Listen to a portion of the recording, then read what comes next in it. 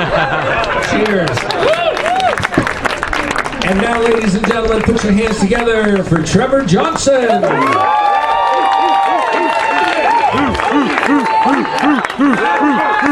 Check. Good evening. For those of you who don't know me, I'm Tyler's older brother and the best man, Trevor Johnson. This is a very special time for me. I'm honored to be a part of this occasion. And tonight, I want to talk about a person who, with so much grit, tenacity, an outstanding work ethic, commitment, dedication, has achieved a lot in life, and is poised to achieve whatever he wants in life. But enough about me right now. I'm pretty cool.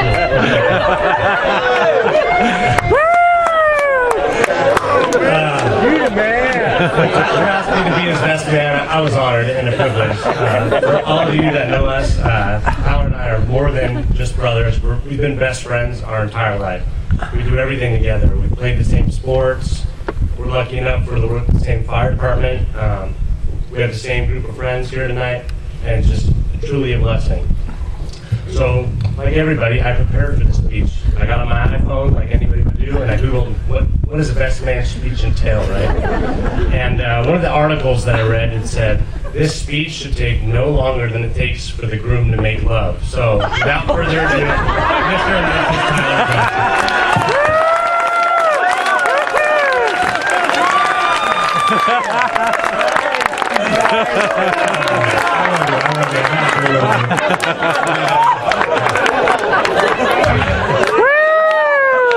All joking aside, it truly is an honor to be here tonight and to celebrate these two amazing people. This beautiful venue. I'd like to thank everybody that was involved with tonight and put this whole thing together.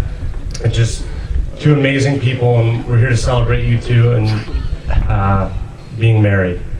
And I'd like to talk a little bit about Leah. I first met Leah. Tyler and I played on the high school water polo and swim teams, and Leah did as well. And when I first met Leah, she was kind of a quiet, shy girl. She stuck to her own group of friends, very quiet, but I could always tell that she was a very kind, loving person. And it's just been truly a blessing to have you as a part of my life these last 8 years and watch you transformed into this amazing woman that is she's sitting in front of you guys all here tonight. So if you could give it up to Leah, she looks amazing tonight. And I know that all the things that I see in Leah, the compassion, all these things are going to serve her very well in marriage. She, her commitment, everything like that, it's just going to really bode well for the future. One thing I've always noticed about Leah is her unconditional and selfless love for Tyler. I know my brother, he's a little bit of a wild man. I think my parents had a leash for him when he was a kid. Or we all know T-Dog. He can be a little bit, like any of us, he can be a little bit needed sometimes. And when anything's going wrong, I can always look at Leah, and I know that through anything, you look at Tyler and you love him to death. And I know you're going to be the rock of the relationship. You're an amazing person. I know you're going to make a great wife and a great mother in the future. And I'm excited and honored to be a part of that and be a part of the future with you guys. And I love you. Cheers.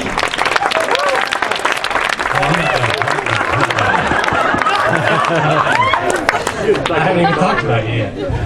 So, talking about Tyler and I is kind of hard to do. I can't just get up here and talk with you about Tyler and I in a couple minutes. We have a very special relationship.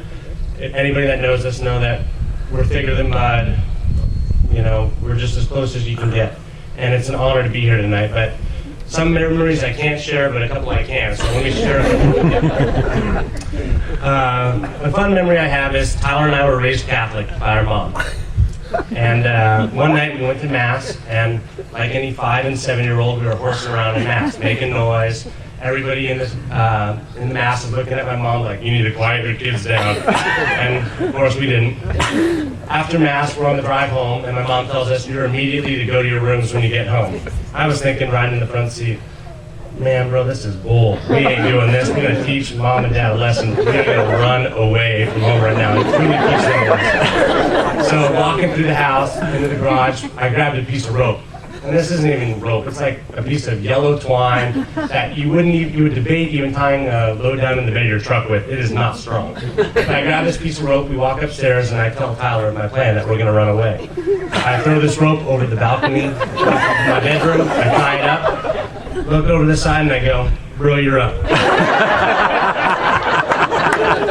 And without hesitation, my brother went over the side. As soon as he got down to the bottom, I go, hey bro, I'm coming down next, but he'd already walked to the back slider of the house, and much to my dad's surprise, here's this 5-year-old knocking on the back door when he's supposed to be upstairs because TyLeah had gotten rope burns on his hand. He's always been down for whatever, and even when I have a dumb idea, he backs me wholeheartedly, and I think that's a true display of his character. And I'm just very proud to be his older brother.